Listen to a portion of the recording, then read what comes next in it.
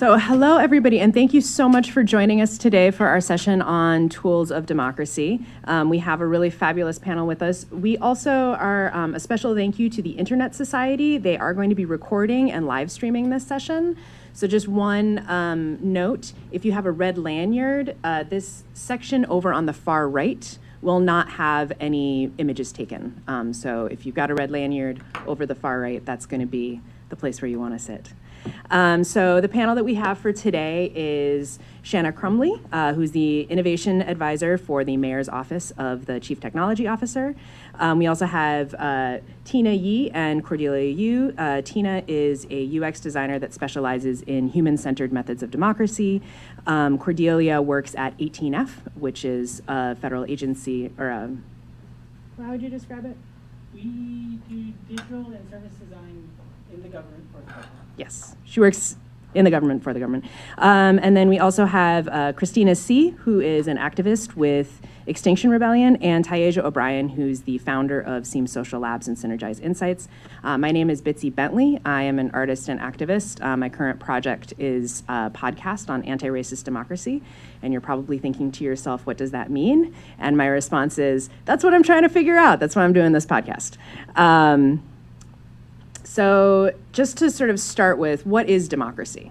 What do we mean when we talk about democracy?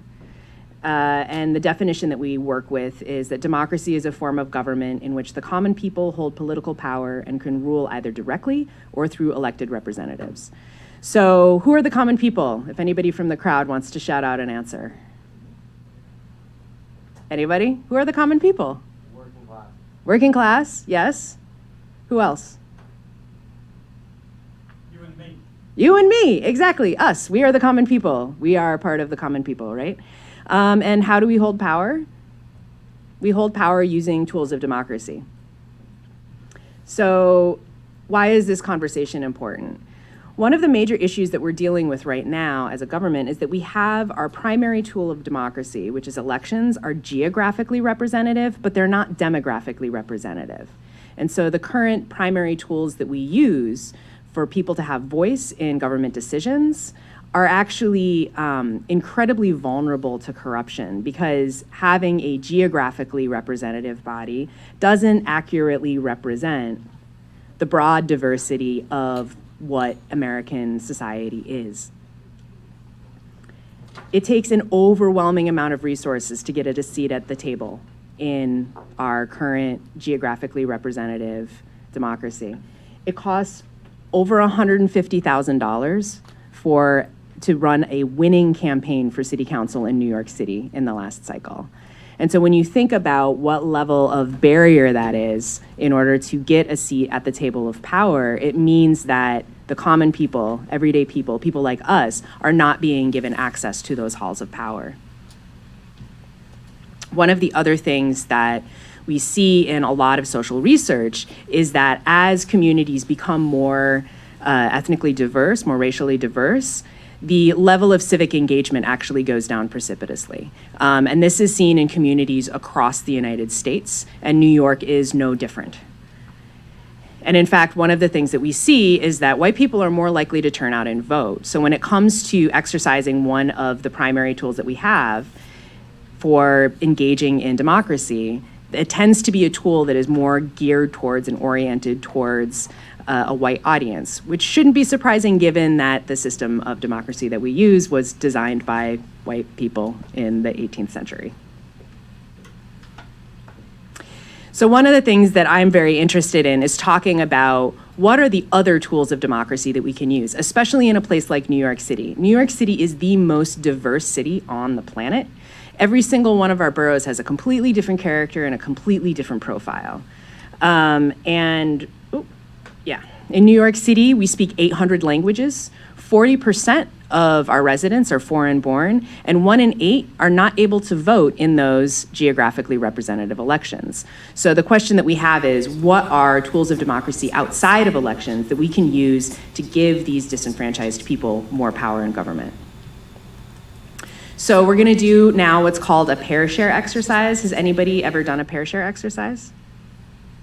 All right, cool. So Tina and Cordelia, if you could just explain what active listening is as a part of this process, and can you come up here because we got. Hi everyone. So basically, active listening is kind of what it sounds like. It was a set of practices that was actually developed by a meditation teacher who originally taught these to attorneys. And so if attorneys can learn to listen, we all can too. So basically, what you're going to do is pair up with somebody and you're going to take turns, like one person being the active speaker and the other person being the active listener. And there are a couple things that you as a listener can do. One is definitely listen, right? Like put your full focus on the person who's speaking.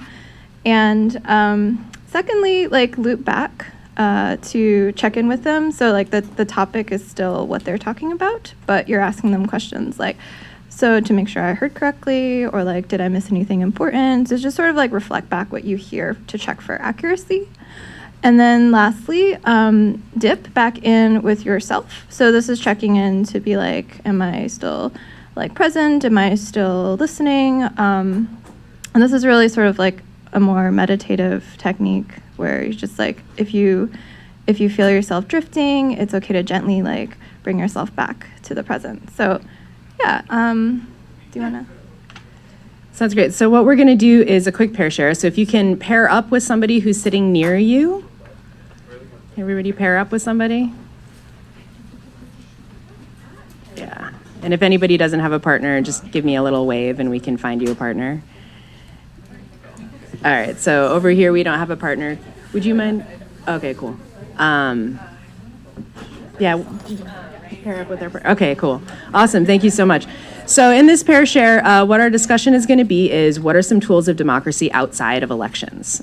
So each person is going to have about a minute to just talk through what comes to mind in terms of what a tool for giving ordinary people power is that exists that we might be able to leverage outside of elections. So if the first person can start, we're going to start right now. I'll keep time.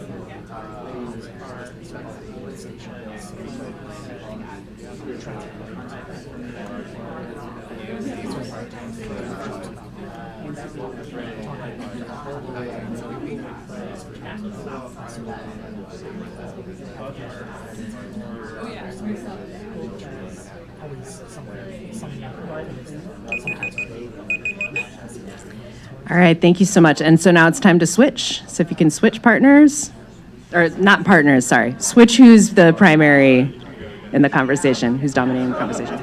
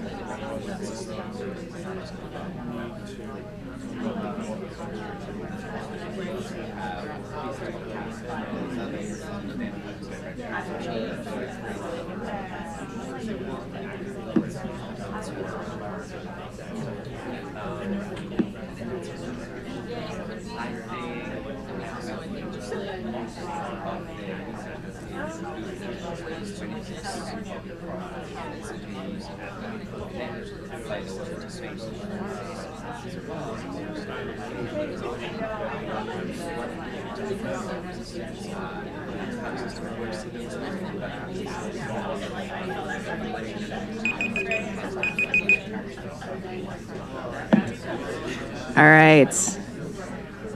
So what kinds of things were coming up for you? What kinds of things were coming up for you in your conversations? So what are some of the tools of democracy that you discussed that you were maybe surprised by, something that your partner came up with that you were surprised by, or something that you would like to share out to the group? Anybody?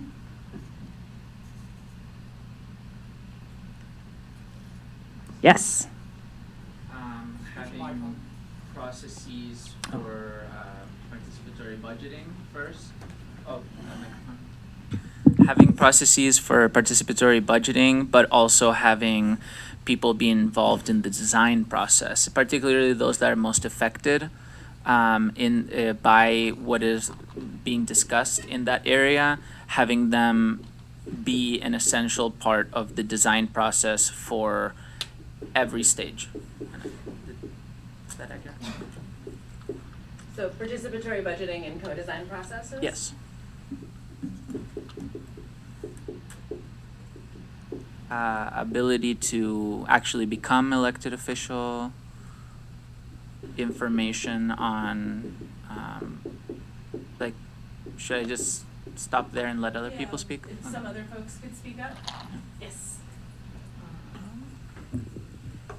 So my partner over here, sorry, what's your name? James, was talking about the ability to organize like on a local level. So things like tenant associations, just get together with your neighbors and make some sort of decisions about how you govern yourselves. And also he brought up the idea of a citizen's arrest and the fact that you can make a citizen's arrest. Pretty democratic. Anybody else?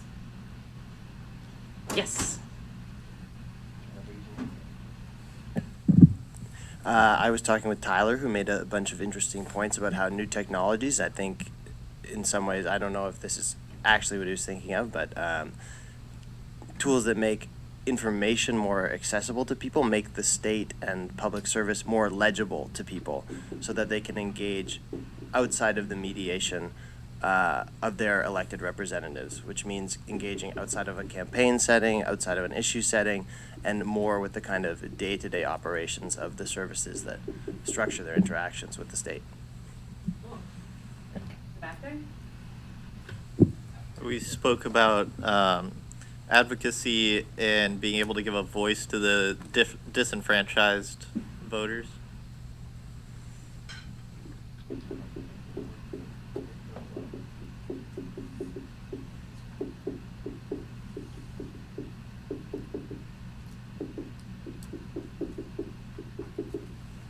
Anybody else? Have one? Yes, Tina. Tiasia shared a really great one, which is block parties. Block parties. Social events.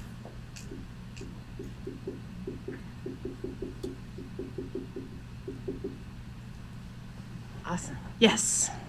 My partner Michael brought up media and social media, which we know now is a very large part of democracy.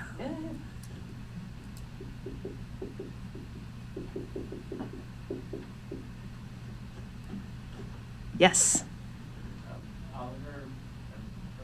Oliver mentioned that a lot of the tools for elections can be used outside the context of elections, which I thought was a really good way to think about it, and specifically thinking of like canvassing or town halls and how those could be used outside of elections.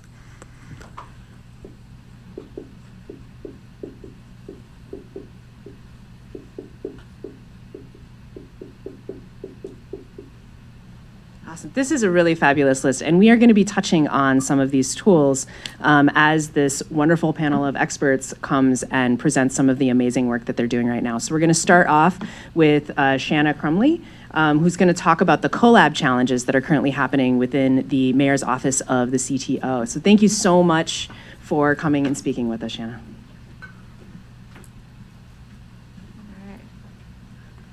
My coffee somewhere, not too far. All right, good morning.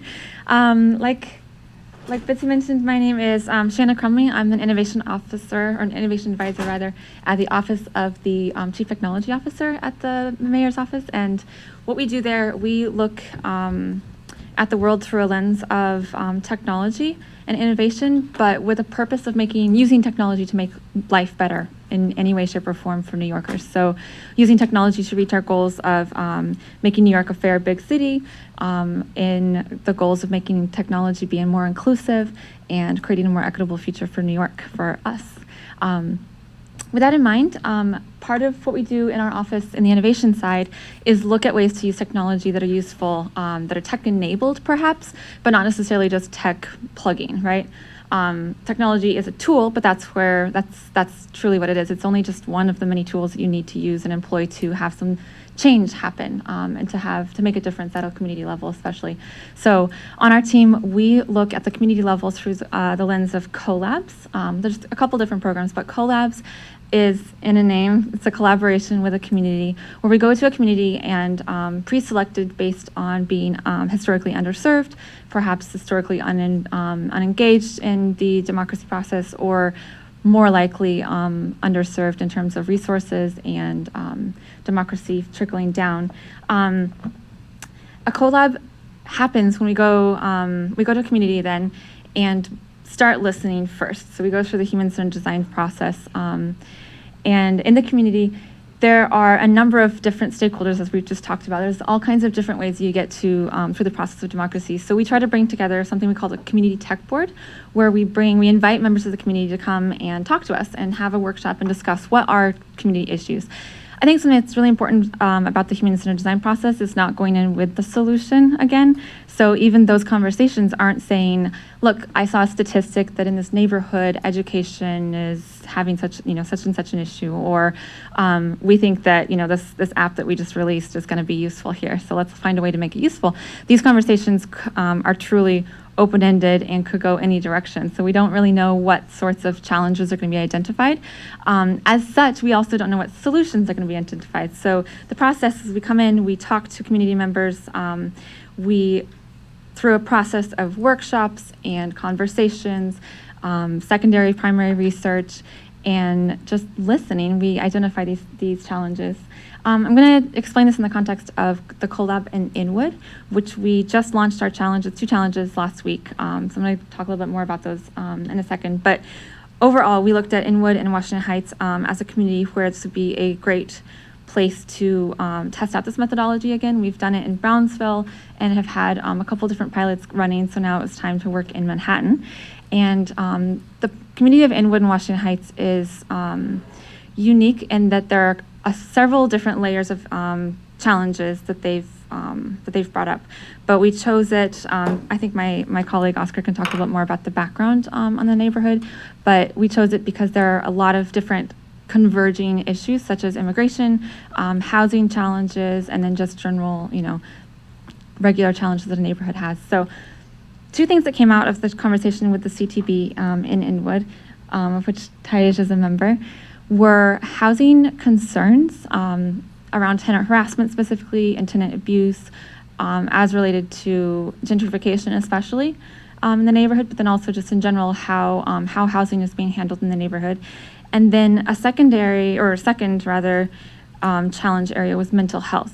And the mental health one came up in the context of the housing concerns, because housing insecurity and housing like tenant harassment are very stressful to a community, but then also in the context of immigration fears. The community is 74% or over 74% Hispanic or Latino background, and of those 74%, 75% are Dominican. So a lot of households in the area have some connection in one way or another to someone that's foreign born. So every family is inevitably affected by immigration fears. And then they brought up the context of youth across the world and across the nation, especially young girls especially are expressing more and more suicide ideation and suicide attempts. And in Inwood and Washington Heights, this was a particular concern, especially for young girls. And so we brought it up. They brought it up in the context of the youth of the community being particularly stressed: education, immigration, housing, and then high school's rough anyway, honestly. So that population was specifically not being reached by whatever tools exist right now for mental health and the programming and stuff. So we looked at them as that target group. So all that to say, the first collab is the Housing Rights Challenge. So we've just launched the challenges, which means that we are now currently calling for applications. Yes, apply today. April 7 is the deadline for these, and there's 2 tracks, the housing rights and the mental health. The Housing Rights Challenge is specifically focused on tenant harassment and tenant abuse, but that could look like so many different things. That could be empowering education, efforts to tenants. That could be empowering tenants themselves to claim their rights and to go forth both locally and then at the city level to follow those rights. It could be empowering the tenant organizers, giving them tools to reach their community, giving them tools to be better organized, more effective, whatever it is. Our whole thing is we're here to open it up. We're not the ones with the solutions and the answers to this challenge. We've identified a challenge, and now we're looking for you to come forward with solutions that will be truly useful in this context. So generally speaking, anything across tenant harassment and tenant abuse, our challenge statement that we've carefully crafted together with the Community Tech Board is this: how might we support the provision of more strategic, targeted, and tailored information to tenants about their housing rights, enabling them to take action? That is a very long sentence, but the intention here is to encompass all of those different ways that someone could come forward with a solution. It could be one piece of this, but ultimately what we're trying to do with this particular challenge is drive information and to really hone in on knowledge, because knowledge is power. So how can we use that to be enabled? The next solution, or the next challenge rather, is the accessible mental health one. And this, like we mentioned, is specifically concerned with Latinx youth. Both as a population that is more affected by this right now, but then also as a population that's pretty unique. You can't reach them necessarily with the same methods. I know a few teenagers in my life, and it's not the same communication structure, it's not the same tools, it's not the same relationship to each other or technology. So we're looking for people who really understand that group, both culturally, linguistically, and then also like behaviorally, and how can we really target them and get them the resources they need, help them find the resources, help them find the ways to talk about this issue to ultimately improve mental health. And that's the challenge statement there. So just to kind of summarize, the collabs process is very contextually, it takes a long time to build up that much of trust and a relationship with a community, but I think that's where the magic is for this project, is doing that long listening process and then identifying these challenges, even as as complex as they are, through a lens of how is this going to be something that our community will actually use, our community wants, is looking for, and is ready to take action with. So, talk to me after. Thanks. Thank you so much. And one of the things that I'm really inspired by with these collab challenges as they're being rolled out is that it's really an opportunity to make sure that those folks that are disenfranchised, that don't normally have a voice within the democratic decision-making process and aren't able to participate in geographically representative elections, they have the tools that are being given to them so that they have agency about initiatives that are happening within their communities. So thank you so much for that overview. I appreciate that. Next up, we have Tiasia O'Brien, who's a social researcher who's been doing a lot of work into looking at ways that civic engagement can reduce the racial wealth gap.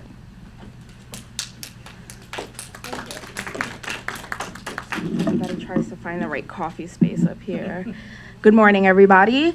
So my name is Tiasia. My academic background is in social research. I have a master's from the New School, so shout out to anyone who's former New School students. I specialize in my research area specifically in looking at civic engagement and how that can shift the wealth gap. I'll go into a little bit more of that here, and I'm also the founder of Seam Social Lab, so I'll go into a little bit more of our work as well. So political participation, basically that's civic engagement, people in the community actively being a part of the process that affect policies that change and that eventually change their neighborhoods. So just a little bit of research I'll start with from the Pew Research Center. Nearly 2/3 of all Americans have participated in some form of political activity in the past year. Just under 1/5 engaged in 4 or more political acts on a scale of 11 different activities. So when you first see this, you're kind of like, seeming like most people are politically engaged, right? 2/3, this is sounding pretty good. But let's break down that political participation and look at what it is, right? So a lot of it is signing petitions. A good amount of it is contacting your local elected, whether that's via phone call or sending them an email, writing a letter, working with fellow citizens to solve a local problem. So you can kind of look down the scale and see what people are doing in their communities. But when we add context and look at who is doing those activities, you get a better idea of who's really being civically engaged. So if you look at the education aspect, you see that 79% of the people who did this civic engagement are college graduates. And then you also see that for the people who have 100,000 more in their households, 80% of them are the ones being or actively being civically engaged. So when you look at the lower tiers on here, you kind of get a breakdown and understand who's really being an active participant in their community and affecting policy. And the numbers get even kookier when you start looking at urban versus rural geographic areas as well. So in short, if you earn around 100K or more, or if you went to college, you're basically around 2 times more as likely to engage locally in your community and policy that will directly affect you. So another bit of cool information or a great quote by the Kirwan Institute. I'm a big fan of the Institute. If you guys don't know about them, please look them up. The decline in civic life is occurring alongside with a widening wealth gap and a shrinking middle class, where more and more Americans are struggling to make ends meet. This is stuff we hear about all the time, but this adds context to it. And we can use the assets of power inherent in our people and communities to bring about justice, opportunity, and effective democracy for all. So in short, what this effectively means to me and to the work that I do and I've done in collaboration with cities and my team is it's very much about this design aspect as a tool, the co-design being the strongest tool for democracy. So the biggest challenge we have here, and then I'll get into Synergize Insights, which is the work that we do, is the way civic engagement works as a whole in this country isn't going to work for every single community. If you're from a low wealth, low income community, it's not going to be the same. And so what should be happening is a method of co-design and essentially co-form and co-creation with stakeholders in that community to gain access to the information that you need. So Synergize Insights is a tool that we actually developed at our organization. And what we do is we co-design surveys with our stakeholders. We then ensure that they have outreach materials to collect data points from qualitative data points specifically from people who live in the community to understand their sentiments. And we build that out into a database, which will ultimately turn into an open portal. So cities, communities, and so on can have active access to this information about how people feel, sentiments, and behavioral data about their community. That is it, but if anyone has any other questions about any of this, please come and reach me afterwards. Thank you.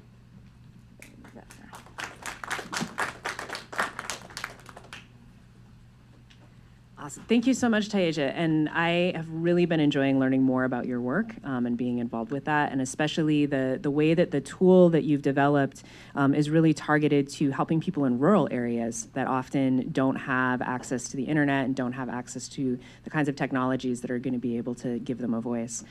So next up, we have Cordelia and Tina, who are going to be talking about their amazing work in decolonizing decision-making as a part of the design process. Should I start? Yes. Awesome. So we are going to give you we are going to attempt to give you a 5-minute overview of what is normally a 90-minute workshop. That should probably be a 2-hour workshop. That could very easily be a 5-day workshop. So For a lifetime of practice. fair, yeah. So I'm Cordelia.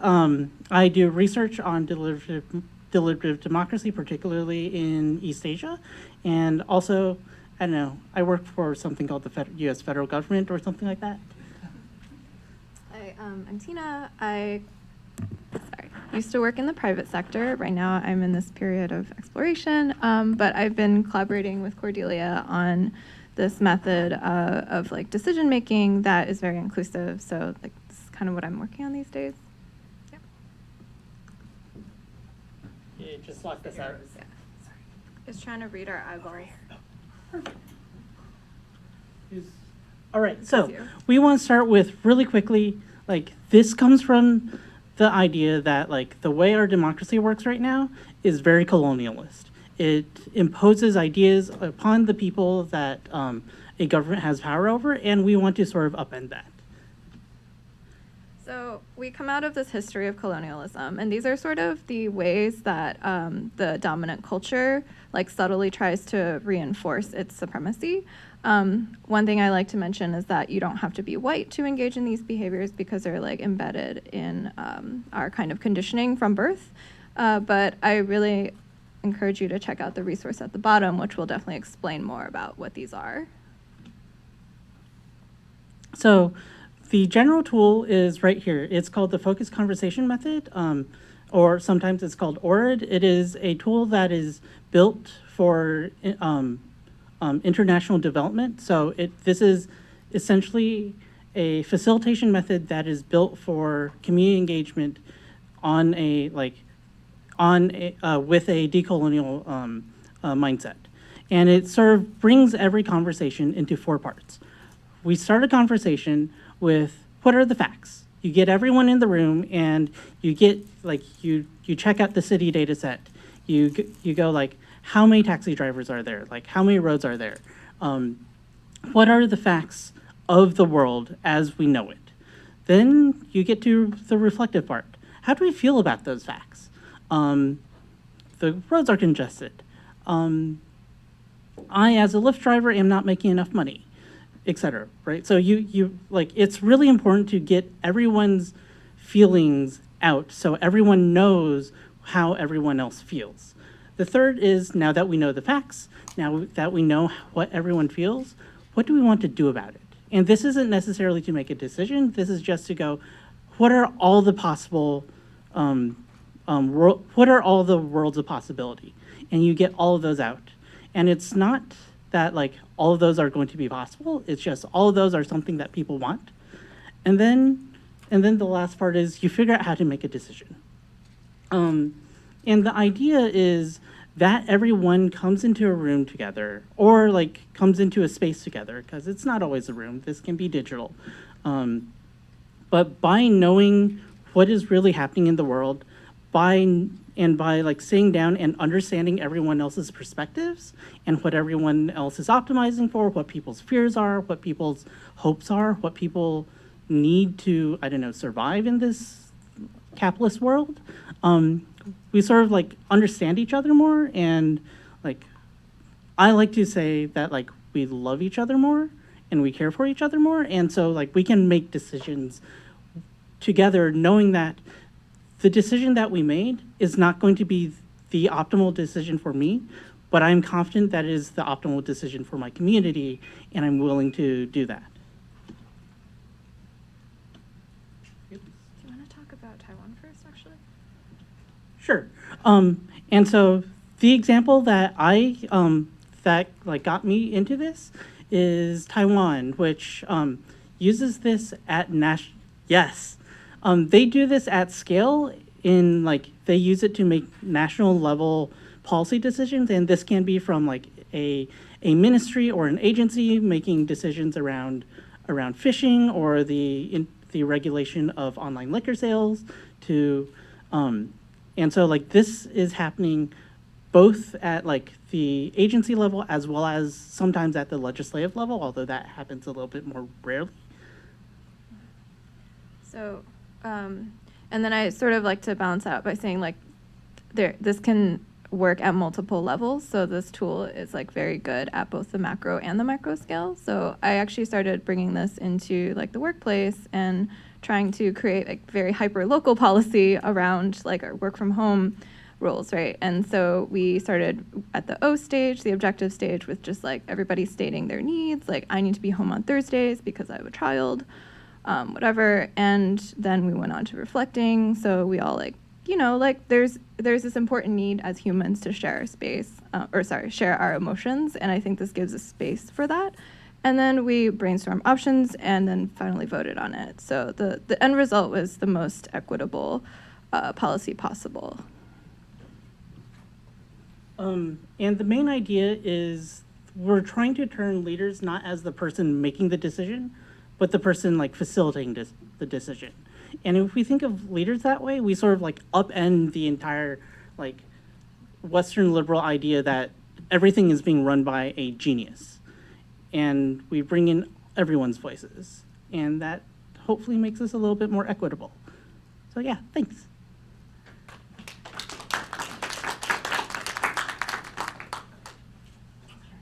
Thank you so much, Cordelia and Tina. I have been so inspired by watching your work on your Instagram feeds. And you should definitely check out. Cordelia has one of the most impressive like to-go kits for facilitation that I've ever seen. It's got like all of the organized things. It's really beautiful. So next up we have Christina C. From Extinction Rebellion, and she's going to be speaking about citizens' assemblies. Hi, I'm Christina. So I'm going to just. So Extinction Rebellion is a global nonviolent movement to compel the world's government to address the climate and ecological emergency. So we've been around for about 15 months.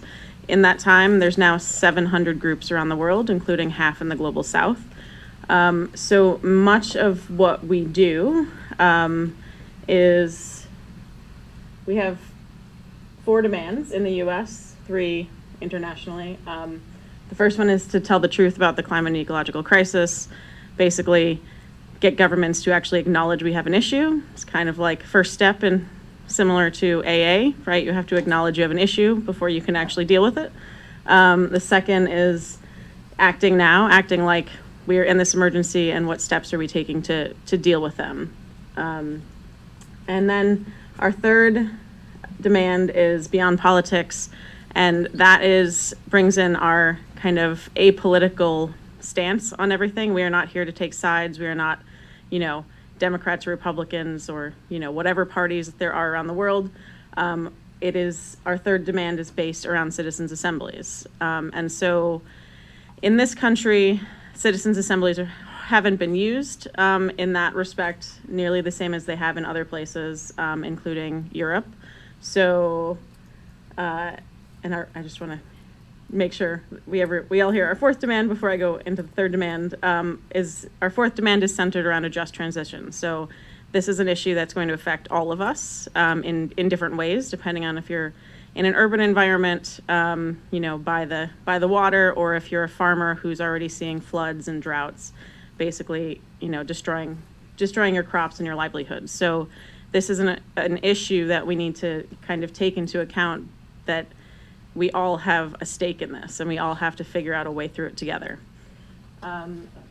So in Ireland, citizens' assemblies were used in a way to address society's desire to have legalized abortion, but government's resistance to actually take the issue on, because in a country like Ireland, which is highly religious, with Catholicism, it wasn't an issue that a lot of politicians were, ready to kind of plant that flag and say, I support this, when it goes against the religious part of their country.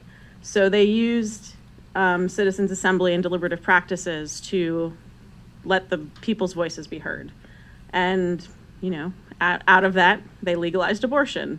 So this is a tool that can be used to basically address issues that politicians aren't likely to want to take on. So in this country, especially around climate and ecological concerns, much of kind of the issues that we are facing are based in how we're using our resources and money that is being made off those resources. And so what Extinction Rebellion addresses, we're not saying that we know the answers or that we're telling everyone what the policy is.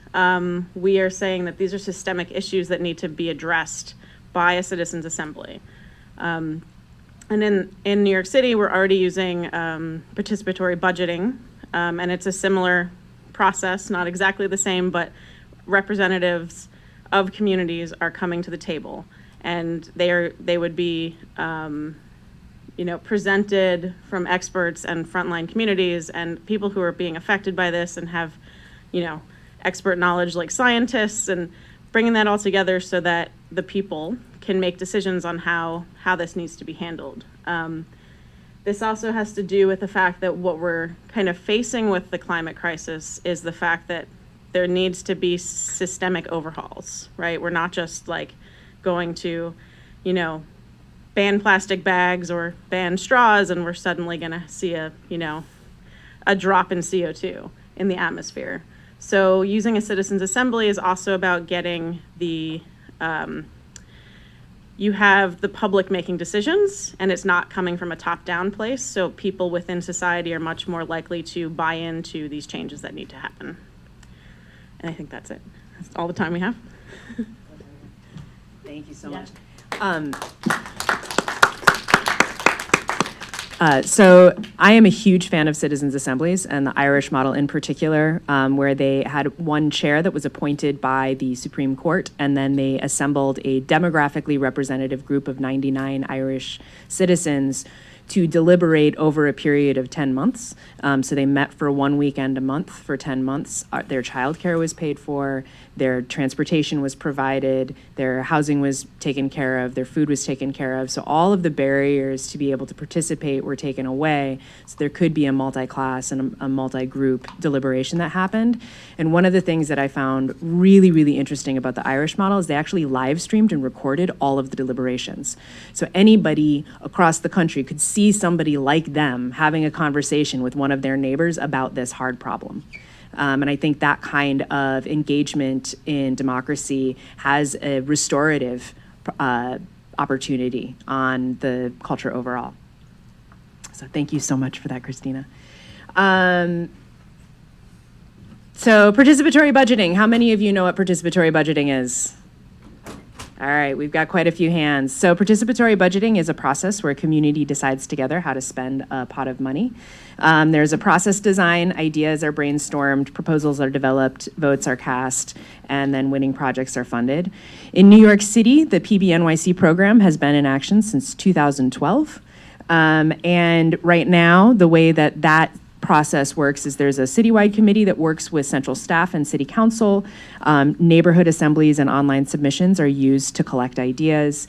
Budget delegates, who are volunteers, then develop these proposals that go onto a ballot. And then votes are cast in both online and in person. And by the way, Vote Week is coming up. March 28th is when Vote Week is going to be kicking off this year. So keep an eye peeled for that. And then finally, City Council funds the winning projects. So I've been actually analyzing the open data on participatory budgeting in New York City for the last little bit. And one of the things that we find is that there are some project categories that are incredibly popular. So for example, schools, technology, renovation, and safety projects tend to show up on the ballot quite a bit. But just because a project shows up on the ballot quite a bit, that doesn't necessarily mean that it's going to be successful. So technology, bathrooms, NYPD, internet, and schools projects, over 56% of those items received funding through participatory budgeting that were on the ballot. And then over kind of on the tail end, things that were not as successful were things like playgrounds, sports and fitness, parks, lighting, and dog runs did abysmally in participatory budgeting, which I think is probably a good thing. And so the next piece of participatory budgeting that I find very interesting as a tool of democracy is that it gives us the ability to get a view into what communities prioritize, but also by doing some analysis on what city council is otherwise spending money on, we can see what kind of an impact it makes. So there are some categories that have a very similar investment coming from participatory budgeting versus what's coming from city council. Right now, for projects that are less than $600,000, which is the upper threshold of participatory budgeting projects, PB makes up 14.5% of the dollars that are spent on projects that are less than $600,000 in the last 2 years of the City Council capital discretionary budget. And schools projects, participatory budgeting funding accounts for 14.5% of the money that City Council is spending on schools for fiscal year 2019 and 2020. So if you look here, you can see that, you know, schools projects are incredibly popular, and so it looks a little bit like in participatory budgeting that schools kind of blow everything out, but it doesn't actually have that big of a difference in terms of the impact versus what City Council is otherwise investing money in. So what are the categories with more investment that are coming from participatory budgeting? It's things like streets and sidewalks, bathrooms, green space, water access, tree planting, mass transit notifications, internet infrastructure, bike infrastructure, and waste management.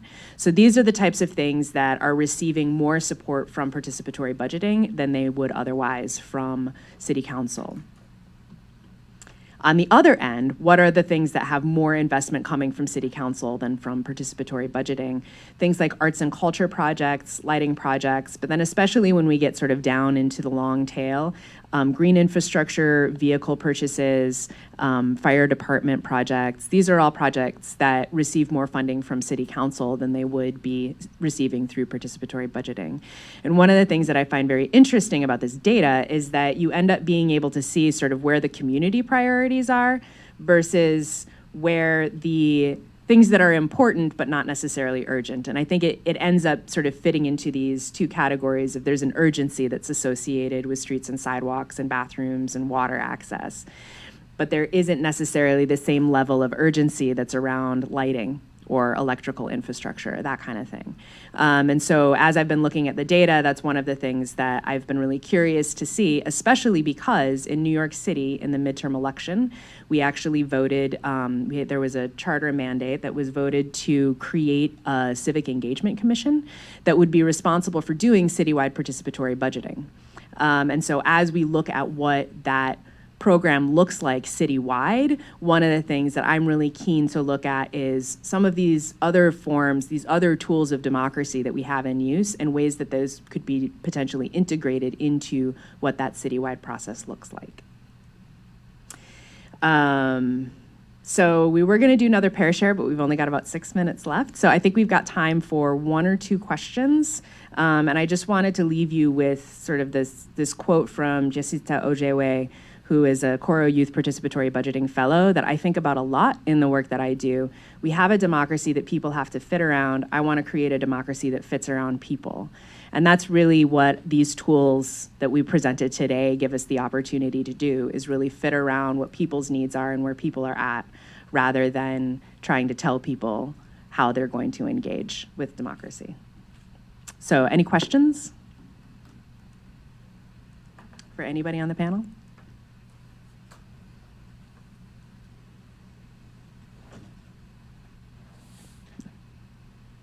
Yes. Yeah.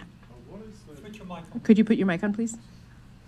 What is the current budget for participatory budgeting in New York City, or has it changed over the last few years? Yeah. So Are the there way plans that for it to go up? Yeah, so the way that it's working right now for the city council process is city council members that opt in are setting aside $1 million of their capital discretionary budget for that program. Unfortunately, the mayor's executive budget has $0 allocated for a pot of money for participatory budgeting, which I hope you will all call or email or write the mayor's office and let them know that we would really like to see some allocation for participatory budgeting in the executive budget. How much, do you know the numbers on, for instance, Madrid or other countries? What's the difference in allocation? So I believe in France it's 500 million euros, in Paris. So these are like very significant budgets that are happening in other areas. So it's a bit disappointing that we have a mandate from the voters of New York to do citywide PB, but we don't. We now have an unfunded mandate. So looking to help other people know that that's happening. Thank you very much for bringing that up. Yes. So this is a question for everybody, really.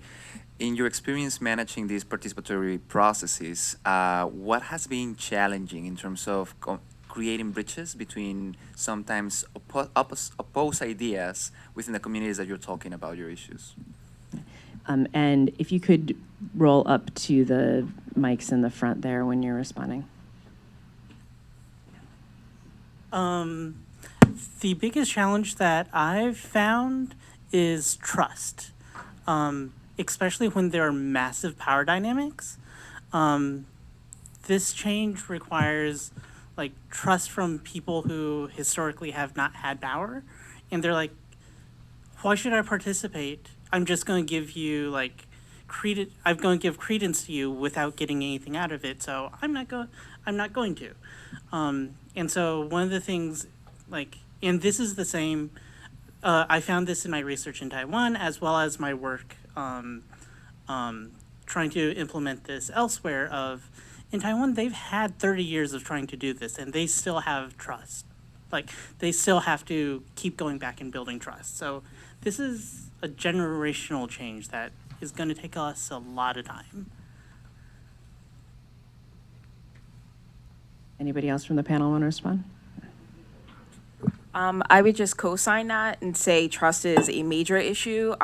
When we were developing our tool, we did a lot of human-centered design and ethnographic research in communities. So we created 2 kind of core rules that were fundamental. One, everything you have to opt into, so you need the democratic choice to say, I want to have a say or I don't, even though our preference is people wanting to have a say. And then the other part is being able to be anonymous. So people don't want to share their demographic information, and that has to be okay. They should be able to share their feelings, their needs, their thoughts about their community without having to say like what race they are, what their family household income is, and having to design around that. Because a lot of times people are like, oh, if we're talking about data, we want all of this information. Well, we don't need that, but what we do need is people in their community to have a say. Other questions? Yes. Hi, this is Mike. You press the button. Oh, press the button, sorry. This is an awesome topic. Really appreciate everyone for speaking. I'd love to hear a little bit more about your thoughts around how this might intersect with things like community land trusts and limited equity cooperatives, in the sense of like this idea of local sites of democracy. I think someone on the panel brought up this idea of, applying some of these tools to the workplace. I think that's a really interesting idea of like, how do we cultivate this sort of democracy in our everyday lives, and how could that sort of intersect with things like, how do we think about like permanently affordable housing, for instance, and how that could be a site for democracy. So I'd just love to hear more about your thoughts around like, how can democracy, these radical democratic efforts sort of intersect with sort of key basic needs that we have every day. Maybe that can push sort of the appeal of a lot of these efforts. Who wants to speak to that? Tina? Hello. So one thing I like to think about is just like starting with awareness. So like identifying how decisions around you are made, who makes them, and seeing if there are like opportunities there to like shift how those decisions are made, like who's invited to the table, what's the process, how long does it take. And it can start with something really small. So like if you're part of a, co-op building, you can join the board, or you could form like a residents association to tackle some problems. I was just helping like people in my building set up like composting in the basement. And so like even something small like that. And then you could go even more micro and like bring it into like the family. So like start to teach these practices to whether it's like your roommates around like grocery bills, or I don't know if you have kids. I don't have kids, so I have no experience on that matter. But like I think just that it's like that like invisible arrow in the FedEx logo. Like once you see it, you can't unsee it. Like it's sort of like that. So yeah, just keep your eyes peeled. I think we are at time. Thank you all so much for coming to our presentation today. I hope you're coming away with some ideas about other kinds of tools of democracy that you might use in your work. If you want to get in touch with any of us, please, we'll be hanging out at the front here for a little bit. Also, I will be uploading the presentation into the Sketch app shortly. So thank you all so very much.